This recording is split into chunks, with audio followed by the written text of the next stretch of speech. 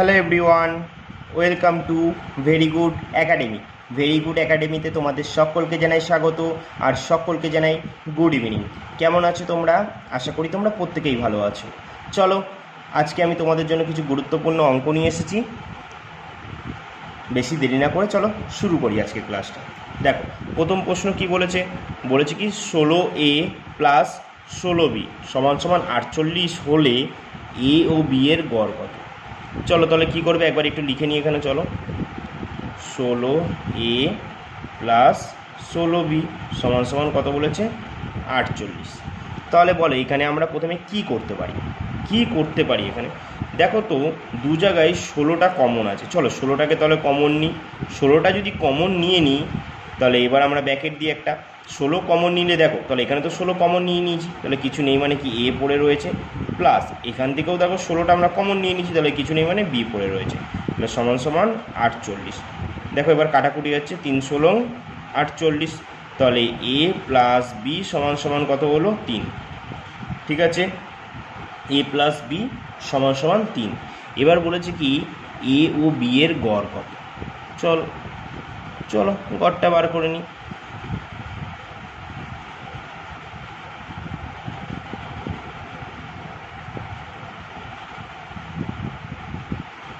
তাহলে বলো, গড় বার করবো। গড় মানে কি? গড় মানে আমরা জানি total by N, total by N. তাহলে বলো এখানে এ আর বি এর টোটাল সংখ্যা কত? তোমরা বলে দাদা এই তো বার করলাম 3, আর এন টোটাল। গড় মানে কি? গড় মানে হচ্ছে টোটাল বাই এন। এন মানে হচ্ছে কতজন এখানে আছে বা কতগুলো সংখ্যা আছে। তাহলে বলো এখানে কতজন, মানে কতজন বা কতগুলো সংখ্যা সেম জিনিস, মানে এন মানে হচ্ছে কতজন আছে, এইটাই। ঠিক আছে, তাহলে এ আর বি বলে 2 জন আছে এখানে, তাহলে আমরা 2 জন আছে 2 দিয়ে ভাগ করে দেবো। তো চলো, টোটাল বাই এন, এন মানে কতজন আছে, তাহলে 2 দিয়ে 3কে ভাগ করলে 2 অক্ষে 2, 3 দিয়ে 2 মাইনাস করলে 1। এবার দেখো 2 দিয়ে তো 1কে ভাগ যায় না, তাই আমরা কী করব? একটা দশমিক দিয়ে একটা শূন্য নিয়ে নেব। এবার আমরা কী করবো? দেখো 5 দুগুণি 10। দেখো তাহলে আমাদের কত হয়ে গেল অ্যান্সার? 1.5। এটা হয়ে গেল কি গড়। কোথায় আছে? অপশান বিতে আছে। চলো দেখি পরের অঙ্কতে কি বলেছে।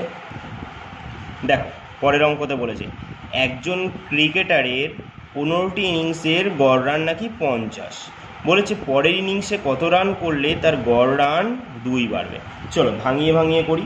একজন ক্রিকেটার আছে, ধর ক্রিকেটার হচ্ছে, আমি ধরে নিলাম বিরাট কোহলি আছে। ঠিক আছে, বিরাট কোহলি আছে, একজন ক্রিকেটার, 15টি ইনিংসের গড় রান। তাহলে বলো 15টি ইনিংসের গড় রান কত বলেছে? 50। তাহলে বলো তো একটা ইনিংসেই যদি গড় রান 50 হয় তাহলে খেলেছে তো 15টা ইনিংস, তাহলে কত?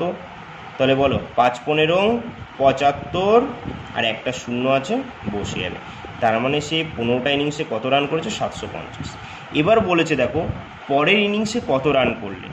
পরের ইনিংসে মানে কি 15টা ইনিংস, তার সঙ্গে এবার পরে আরও একটা ইনিংস খেলছে, সেটা হয়ে গেল কি 16তম ইনিংস। এই যে বলেছে এই 16তম ইনিংসে কত রান করলে, আমরা জানি না সে কত রান করেছে, কিন্তু তার নাকি রানের গড়টা নাকি বলেছে 2 বেড়ে যাবে। তার মানে আগে গড় ছিল 50, এখন নাকি 2 বেড়ে যাবে। তাহলে এখন গড় হবে কত? 52। তাহলে বলো এখন যদি একটা ইনিংসেরই গড় 52 হয় তাহলে 16টা ইনিংস খেলেছে, তাহলে কত হবে? চলো এই সাইডে আমরা গুণ করে দেখি। 52 ইন্টু 16, 6 দুগুণি 12, থাকছে কত? 1, 5 6 30, আর 1 31। চলো ইন্টু 2 অক্ষে 2, 5 অক্ষে 5, তাহলে 2 2, 2 আর 1 3, 5 আর 3 8।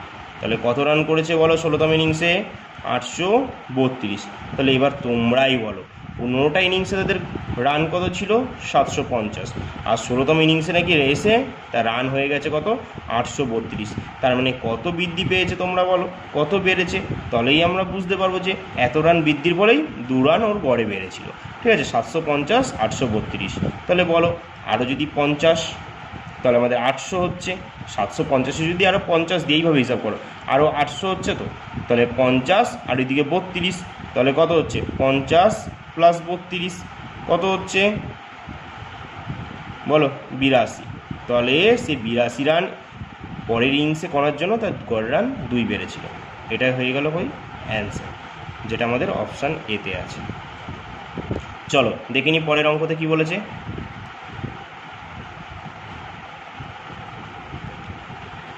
দেখো 3 নম্বর অঙ্ক, এ এবং বি 12 কিমি দূরবর্তী দুটি স্থান থেকে পরস্পরের অভিমুখে এসে 1 ঘন্টা 15 মিনিটে, দেখো 1 ঘন্টা 15 মিনিটে মিলিত হয়।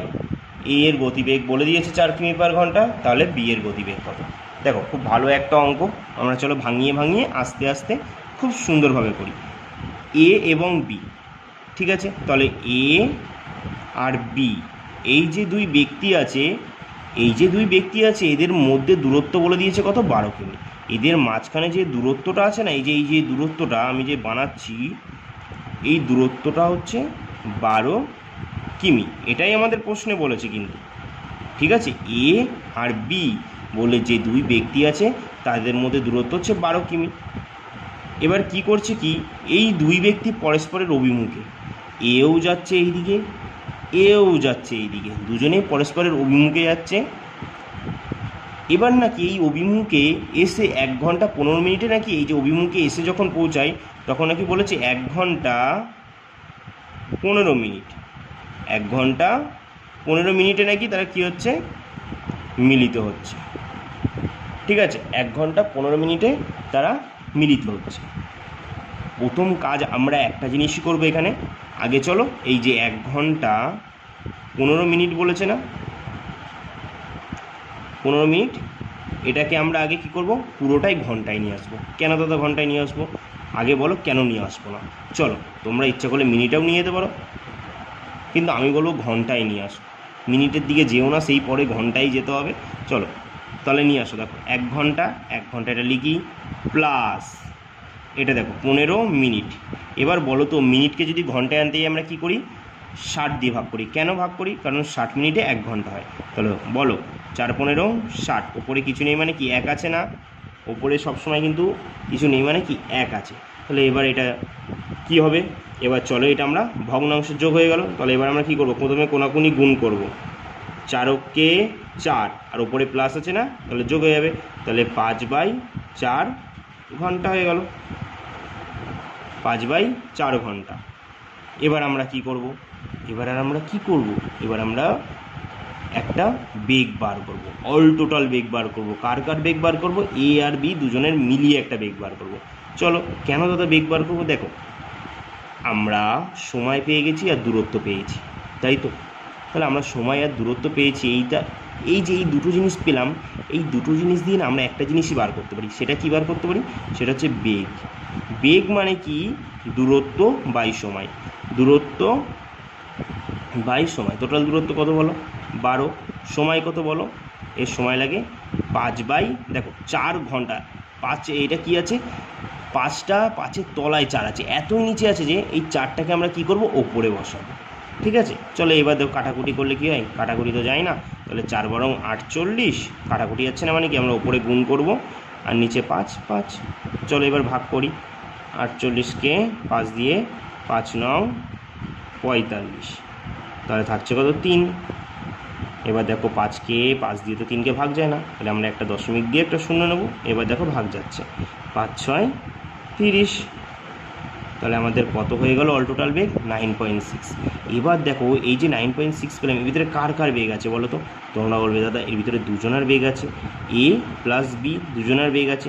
তাহলে বলো তো এখান দিয়ে যদি আমরা এ এর বেগটা বাদ দিয়ে দিই তাহলে বি এর বেগ পেয়ে যাবো। তাহলে এর বেগ কত 4, তাহলে আমরা বি এর বেগ কত পেলাম 5.6। এটাই হচ্ছে বি এর বেগ। দেখো যেটা বার করতে বলেছে, বি এর গতিবেগ কত 5.6।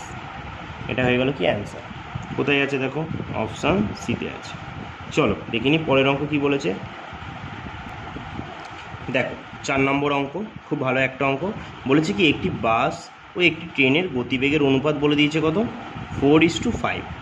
যদি ট্রেনটি 6 ঘন্টায় 540 কিমি দূরত্ব অতিক্রম করে, তবে বাসটি 4 ঘন্টায় কত দূরত্ব অতিক্রম করবে। চলো আমরা ভাঙিয়ে ভাঙিয়ে করি।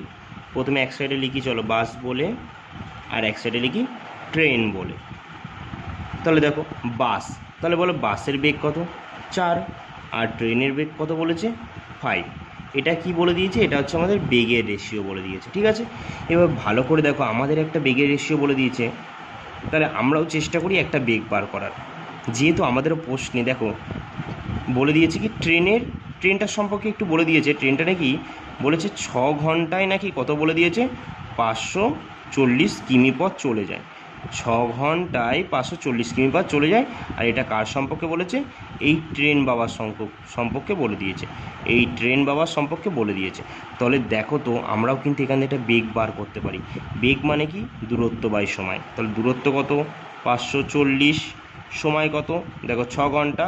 এবার দেখো ভাগ করলে 6 9 54, একটা 0, তাহলে কত হলো 90 কিমি পার ঘন্টা। এটা কার বেগ বার করলাম, ট্রেন বাবার বেগ বার করলাম। আর এইদিকে দেখো প্রশ্নে বলেছে নাকি ট্রেন বাবার বেগ হচ্ছে 5 ভাগ।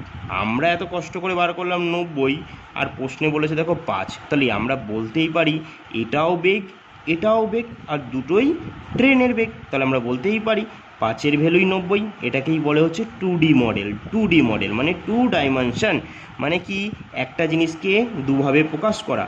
দেখো প্রশ্নে আমাদের একভাবে প্রকাশ করেছে ট্রেনের বেগটা, আমরা নিজেরা কষ্ট করে বার করলাম একভাবে।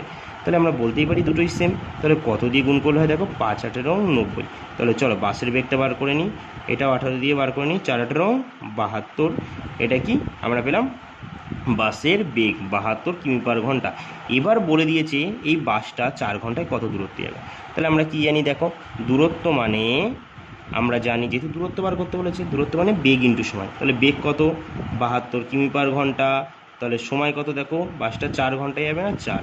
তাহলে চলো 4 দুগুণি একবার রেখে দিয়ে অ্যাটাক করো, 4 দুগুণি 8, তারপরে আবার 4 দিয়ে আবার 7কে অ্যাটাক করো, 4 7 28।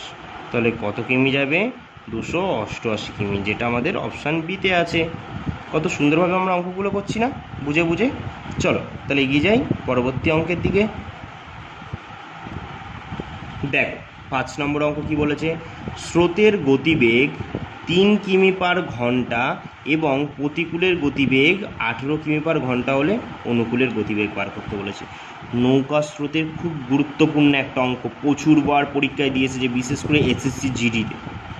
ডাব্লিউপি কেপিতে ভরিয়ে দিয়েছে, সেদিকে কোনো সন্দেহ নাই, কিন্তু এসএসসি জিডিতে এই অঙ্কটা প্রচুরবার দেয়। ঠিক আছে চলো দেখো ভালো করে, স্রোতের গতিবেগটা আমায় বলে দিয়েছে, আর এই সাইডে আর একটা জিনিস বলে দিয়েছে কি প্রতিকূলের বলে দিয়েছে। যে সম্পর্ক আমাকে দিয়ে দিয়েছে সেটা হচ্ছে কি প্রতিকূলের বেগ বলে দিয়েছে। কত বলে দিয়েছে বলো 18 কিমি পার ঘন্টা।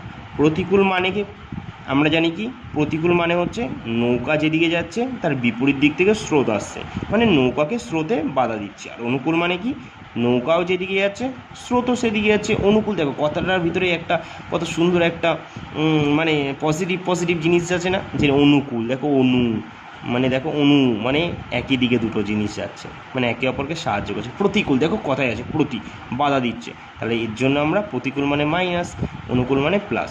তাহলে দেখো এখানে যেহেতু প্রতিকূল আছে, তাহলে প্রতিকূলকে ভাঙালে আমরা দুটো জিনিস পাই, একটা হচ্ছে নৌকা মাইনাস স্রোত। আমরা ভাঙিয়ে লিখতে পারি, তাহলে এটাই তো নৌকা মাইনাস স্রোত সমান সমান 18। এবার দেখো তার ভিতরে স্রোতের গতিবেগ কত বলে দিয়েছে। তো বলবে দাদা স্রোতের গতিবেগ তো 3 কিমি পার ঘন্টা বলে দিয়েছে, কিন্তু আমাদের তো বার করতে হবে নৌকা যতক্ষণ না বার করবো তাহলে আমরা তো অনুকূলের গতিবেগ বার করতে পারবো না। একদমই ঠিক বলেছ। চলো তাহলে নৌকা বার করি, নৌকা লেখো। এবার দেখো 18 -3 আছে, আমরা কি জানি নদীর এপারে, এটা হচ্ছে নদী, এপারে চলে আসলে +3 হয়ে যাবে। তাহলে নৌকার বেগ কত পেয়ে গেলাম 18 আর 3 21, নৌকার বেগ পেয়ে গেলাম 21। আমাদের এবার বার করতে বলেছে অনুকূলের গতিবেগ কত, অনুকূল বার করতে বলেছে। বলো অনুকূলের বেগ বার করব মানে কি, অনুকূল মানে আমরা একটু আগে কী শিখলাম, যেহেতু নৌকা আর স্রোত একই দিকে যাচ্ছে, একে অপরকে সাহায্য করছে, তার মানে কি এটা পজিটিভ জিনিস, তাই আমরা অনুকূলকে ভাঙালে দুটো জিনিস পাই, নৌকা প্লাস স্রোত, আর প্রতিকূলকে ভাঙালে দুটো জিনিস পাই, নৌকা মাইনাস স্রোত। তাহলে আমাদের অনুকূল বার করতে বলেছে, নৌকার বেগ কত বলো 21, স্রোত কত বলো, এই যে প্রশ্ন বলে দিয়েছে 3, তাহলে 21 আর 3 যোগ করলে হচ্ছে 24। তাহলে এটাই হয়ে গেল কি আমাদের অনুকূলের বেগ, আর এটাই হয়ে গেল আমাদের আজকের প্রশ্নের অ্যান্সার। চলো হয়ে গেল 24। এই ছিল কিছু গুরুত্বপূর্ণ অঙ্ক। আশা করি তোমাদের প্রত্যেকেরই ক্লাসটা ভালো লেগেছে। যদি ভালো লেগে থাকে বা কোনো বিষয়ে ক্লাস চাই, তবে আমাকে অবশ্যই একটা কমেন্টে জানাবে, ঠিক আছে? চলো তাহলে আজকে এখানেই আমাদের ক্লাসটা শেষ করছি। আবার দেখা হবে পরবর্তী আরও একটা গুরুত্বপূর্ণ ক্লাসে। ততক্ষণের জন্য সকলকে জানাই টাটা।